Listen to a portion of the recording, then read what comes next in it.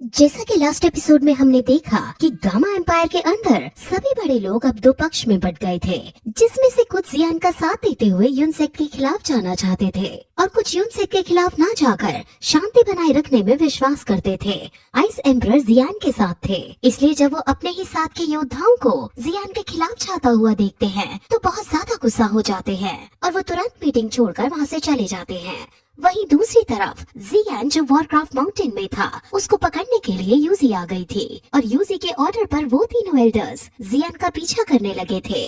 जियान के पीछे उड़ने वाले मॉन्स्टर्स पड़ गए थे और जियान उनसे भागने लगा था, लेकिन बहुत भागने के बाद जब उन्होंने जियान को भड़काया और कहा कि तुम्हारे पापा को हमने बुरी तरह से मारा है, तो इस सब से जियान को बहुत गुस्सा आ जाता है और वो और ज्यादा ना भागकर उनसे लड़ने का डिसाइड करता है, जिसके बाद उनमें लड़ाई होने ही वाली होती है।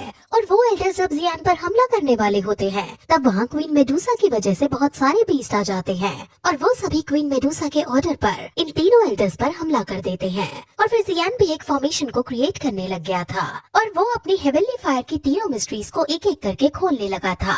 वो बीस्ट एल्डर्स को मार रहे थे और उन बीस्ट के पास अलग अलग शक्तियाँ थी और एल्डर्स उनकी शक्तियों के आगे नहीं टिक पा रहे थे, जिस वजह से वो वहाँ से भागने लगते हैं। लेकिन अब जियान आगे आता है और वो अपनी एनर्जी से एक एल्डर को बहुत तेज मुक्का मारता है। हालांकि एल्डर अपनी शील्ड से उसे रोकने की कोशिश करता है, लेकिन जियान उसकी हर एक डिफेंस को तोड़ता हुआ उस तक पहुंच जाता है और इससे वो एल्डर अब काफी ज्यादा घायल हो जाता है। उस एल्डर को अब बहुत ज्यादा गुस्सा आ जाता है, लेकिन वो अब भी जियान से कहता है कि शायद तुम भूल गए हो कि मैं भी एक फाइटर हूँ। ऐसा कहकर वो जियान पर काउंटर अटैक कर देता है, लेकिन तभी वहाँ क्वीन मेडुसा आ जाती है और वो तुरंत उस एल्डर पर हमला करके जियान को बचा लेती है। क्वीन मेडुसा अब जियान के आसपास आ जाती है और वो जियान की सेफ्टी के लिए सभी एल्डर्स पर हमला कर देती है। वो एल्डर्स भी अब अपने पंख निकालकर जियान की तरफ बढ़ते हैं, लेकिन जियान तक पहुंचने के लिए उन्हें पहले क्वीन मेडुसा से लड़ना था, इसलिए जियान को वहां से भागने का मौका मिल जाता है। क्वीन मेडुसा उन तीनों एल्डर्स से अकेले ही लड़ रही होती है और जियान वहां से भाग रहा होता है, लेकिन तभी एल्डर्स के सभी डिसाइपल्स जियान के पीछे पड़ जाते हैं और वो उड़ने वाले मॉन्स्टर्स पर बैठकर जियान का पीछा करने लगते हैं। जियान काफी ज्यादा घायल हो गया था, जिस वजह से उसकी उड़ने की स्पीड कम हो रही थी और वो एल्डर्स भी अब क्वीन मेडुसा को चकमा देते हुए कैसे न कैसे करके जियान के पास पहुंचने लगे थे और एक एल्डर जियान को मारने ही वाला था, लेकिन तभी वहाँ बहुत सारे आइस मॉन्स्टर्स आ जाते हैं और वो एल्डर्स पर हमला कर देते हैं। वो आइस मॉन्स्टर्स बहुत ज्यादा ताकतवर थे और जियान समझ जाता है कि उसकी मदद करने के लिए आइस एम्परर आ गए हैं। आइस एम्परर अकेले उन सबके सामने सबसे ज्यादा ताकतवर लग रहे थे और वो सभी को वहीं रुक जाने को कहते हैं। वो एल्डर्स आइस एम्परर को साइड हटने को कहते हैं, लेकिन जब आइस एम्परर नहीं हटता तो वो आइस एम्परर को ट्रेटर घोषित करके उससे कहते हैं कि अब से तुम और तुम्हारी फैमिली यूनसेक की दुश्मन होगी। आइस एम्परर ये सब सहने को तैयार थे क्योंकि वो जियान की रक्षा करना चाहते हैं और उन्हें पता है कि जियान ही आगे आने वाला फ्यूचर है और जियान ही इतना टैलेंटेड है इस कॉन्टिनेंट में जो यूनसेक को मात दे पाएगा, इसलिए वो खुद दुश्मनी मोल लेकर जियान की जान बचाना चाहते हैं। वो जियान की नई लाइफ के लिए उसकी हेल्प करते हैं और फिर एल्डर से लड़ने के लिए आगे बढ़ जाते हैं। वो अकेले उन एल्डर्स और उन सभी डिसाइपल से लड़ते हैं और वो अकेले ही उन सभी पर भारी पड़ते हैं और यहाँ से हम आइस एम्परर की ताकत के बारे में अच्छे से जान सकते हैं कि वो असल में कितने ज्यादा ताकतवर हैं। वही जियान जो भाग रहा था उसके पीछे बाकी के डिसाइपल्स पड़ जाते हैं और वो भागते भागते जियान को पकड़ने ही वाले होते हैं। अब जब जियान को भी लगता है कि ये मुझे पकड़ लेंगे तो जियान अब उनसे खुद लड़ने के लिए आगे बढ़ने लगता है, लेकिन तभी वहाँ याफी आ जाती है जो अपने साथ हाई लाओ के आदमी लाई थी और हाई लाओ के ये आदमी युद्ध कौशल में इतने ज्यादा पारंगत थे कि वो आते ही उन सभी डिसाइपल्स को एक ही झटके में मार डालते हैं और जियान को बचा लेते हैं। वो फिर जियान को हाइलाओ के बारे में थोड़ा बताती है कि वो बुढ़ा आदमी अपनी जवानी में बहुत ज्यादा ताकतवर योद्धा था और फिर वो उसे एक रोल देती है जिसके अंदर इस जगह का मैप है और वो उसे जल्द से जल्द इस जगह से बाहर निकल जाने को कहती है। वो उसे बताती है कि तुम यहाँ से साउथ अफ्रीका की तरफ जाओ और वहाँ जाने पर तुम्हें एक जंगल दिखाई देगा और वो जंगल ही गामा एम्पायर की आउटर बाउंड्री है, वहाँ से तुम गामा एम्पायर से बाहर निकल सकते हो।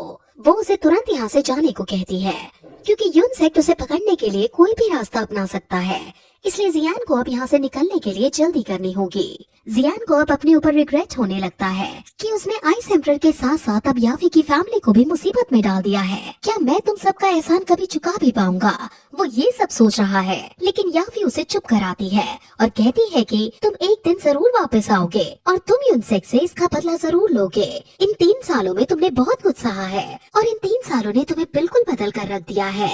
अब तुम्हें बस और ज्यादा स्ट्रॉन्ग होने की जरूरत है और फिर एक दिन तुम यूनसेक को अपने कदमों में ला दोगे। अब जियान उसका धन्यवाद करता है और याफी उसको बहुत प्यार से देखने लगती है। अगर आपको पता ना हो तो मैं बता दूं कि याफी बचपन से ही जियान से प्यार करती थी, लेकिन उसने कभी उसे नहीं बताया था क्योंकि याफी एक अच्छी लड़की थी और वो जानती थी कि जी जूनियर जियान से शादी करना चाहती है और वो जी जूनियर और जियान के बीच नहीं आना चाहती थी। एक बार जब जी जूनियर ने याफी से पूछा था कि क्या तुम्हारे मन में जियान के लिए फीलिंग्स है, तो याफी ने नर्वस होते हुए हालांकि मना कर दिया था, लेकिन उसकी नर्वसनेस से ही हम समझ सकते हैं कि उसकी लाइफ में जियान के लिए क्या पोजीशन है। वो जियान को प्यार भरी नजरों से देखती है और उसे अलविदा करती है क्योंकि अब ना जाने उसकी मुलाकात जियान से हो भी पाए या नहीं। वो दोनों गले मिलते हैं और अब जियान वहाँ से चला जाता है। वो जियान को जाते हुए देख काफी उदास हो रही थी, लेकिन उसे पता है कि जियान जैसे टैलेंटेड वॉरियर को कोई कैद नहीं कर सकता है। वो गामा एम्पायर से जरूर बाहर निकल जाएगा और वहाँ से बाहर निकलकर वो ताकतवर बनकर फिर से उसके पास आएगा। जियान वहाँ से निकलकर अब तेजी से भागने लगता है और आगे बढ़ने लगता है। वहीं दूसरी तरफ आइस एम्परर उन एल्डर्स के साथ साथ उनके डिसाइपल्स की भी हड्डी पसली तोड़ रहा होता है। जियान आगे बढ़ ही रहा होता है कि तभी उसके सामने यूजी आ जाती है और यूजी अब उसके आगे जाने का रास्ता रोक देती है। ये देखकर जियान को बहुत ज्यादा झटका लगता है और वो अब अपनी तलवार निकालकर उसके पास आने लगता है। ये सीन बहुत ज्यादा हार्ट ब्रेकिंग था क्योंकि दोनों ही एक दूसरे पर तलवार नहीं तानना चाहते हैं, लेकिन परिस्थितियों के चलते हुए उन दोनों को ही ऐसा करना पड़ रहा है।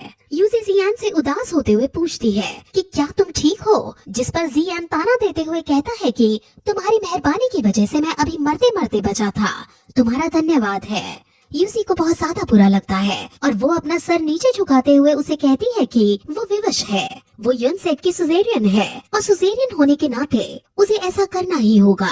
तुम मेरे साथ शांतिपूर्वक यूनसेक के अंदर चलो और मैं तुम्हारी जान बचाने की पूरी कोशिश करूंगी। मैं तुम्हें वादा करती हूँ कि मैं तुम्हें मरने नहीं दूंगी। बस अब तुम और ज्यादा प्रॉब्लम क्रिएट मत करना और सिचुएशन को और ज्यादा वर्स मत बना देना। जियान उससे गुस्सा होते हुए पूछता है कि क्या इस सब के बावजूद तुम्हें लगता है कि यूनसेक तुम्हारे और मेरे बीच फिर से दोस्ती के संबंध स्थापित हो पाएंगे? तुम एक क्लैन की लॉर्ड हो और तुम्हें ये अच्छे से पता होना चाहिए कि अब कुछ ठीक नहीं हो सकता है। वो अब गुस्से में चिल्लाकर कहता है कि अब तुम मेरे सामने बकवास मत करो क्योंकि अब तुम्हारा और मेरा कुछ नहीं हो सकता है। अब जो तुम यहाँ करने आई हो उसे पूरा करो।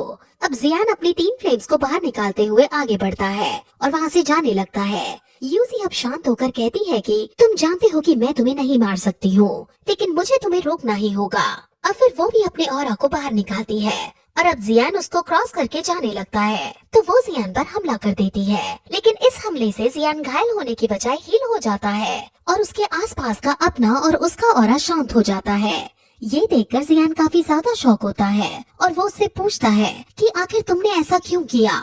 वो प्यार भरी आंखों से उसे देखते हुए कहती है कि तुम यहाँ से निकलने के बाद वापस कभी मत आना, क्योंकि अगर तुम वापस आए तो युनशेन तुम्हें नहीं छोड़ेगा।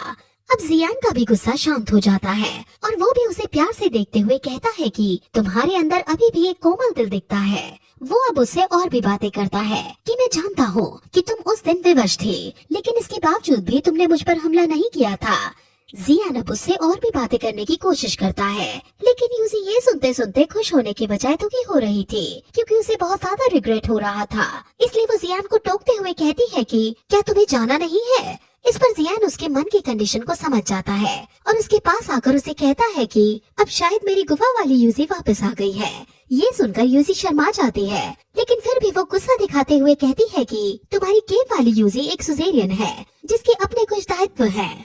वो ऐसा कहकर जियान से दूर जाकर खड़ी हो जाती है, लेकिन जियान समझ गया था कि यूजी ऐसा मजबूरी में कर रही है, इसलिए वो खुद अब यूजी के बेहद करीब जाने लगता है और उसे गले लगा लेता है। वो अब उसे कस के पकड़कर उससे अपने प्यार का इजहार करता है और कहता है कि मैं भले ही यूनसेक की सुजेरियन से नफरत करता हूँ, लेकिन केव वाली यूजी का मेरे ऊपर बहुत ज्यादा इम्पैक्ट है और मैं उस सुजेरियन के लिए यूजी को नहीं छोड़ूंगा। वो उसे पुरानी बातें कहता है कि उस गुफा में तुम्हारे साथ बिताए पल मैं अभी तक नहीं भूला हूँ, और वो गन पाउडर की स्मेल तो मैं मरते दम तक नहीं भूलूंगा। गन पाउडर उन्होंने एक साथ केव के अंदर यूज किया था, इसलिए जियान उस बात का रेफरेंस ले रहा है। ये सीन बहुत ज्यादा रोमांटिक हो जाता है क्योंकि यूजी अब रोते हुए जियान को गले से लगा लेती है। और अब फिर हमें उनका फ्लैशबैक सीन दिखाया जाता है कि कैसे केव के अंदर उन दोनों ने एक दूसरे को किस की थी और कैसे वो एक दूसरे के इतने करीब आ गए थे। यूजी रो रही थी, इसलिए बात को नॉर्मल करने के लिए जियान उसे फ्लर्ट करने लगता है और कहता है कि मैं कितना बड़ा पागल हूँ कि उस केव में मैंने तुम्हें अपनाया नहीं और सिर्फ किस तक ही बात करके छोड़ दी। अगर किस से आगे बात बढ़ती तो शायद आज तुम्हें इतना ज्यादा दुख नहीं झेलना पड़ता। इससे यूजी को गुस्सा आ जाता है और वो जियान पर गुस्सा करते हुए कहती है कि अगर तुम केव के अंदर ऐसा करने की सोचते भी तो मैं तुम्हें जान से मार देती। इस पर जियान बहुत ज्यादा बुरी तरह हंसने लगता है और ये सीन काफी ज्यादा फनी हो जाता है। अब जियान उसे कहता है कि मैं वापस लौटकर जरूर आऊंगा और तुम्हें अपना जरूर बनाऊंगा। अब ये कहकर वो यूजी से अलविदा लेता है और यूजी से कहता है कि अगली बार जब वो आएगा तो युनशन को वो इकट्ठा बजा चकाएगा। ये कहकर वो वहाँ से चला जाता है और उसको जाता देख यूजी बहुत ज्यादा रोती है और अपनी किस्मत के बारे में सोचने लगती है कि शायद अब वो हमेशा अकेली ही रहेगी, क्योंकि ऐसा लग रहा होता है कि जियान अब कभी वापस नहीं आएगा। वो बहुत ज्यादा उदास हो जाती है और फिर वहाँ से वापस चली जाती है। वहीं हम आइस एम्पर को देखते हैं जिसने विजय प्राप्त कर ली होती है और फिर हमें सभी रॉयल फैमिलीज के लोगों को दिखाया जाता है और इसके बाद ये एपिसोड यहीं खत्म हो जाता है और फिर इस एपिसोड के बाद ये सीजन भी यहीं खत्म हो जाता है।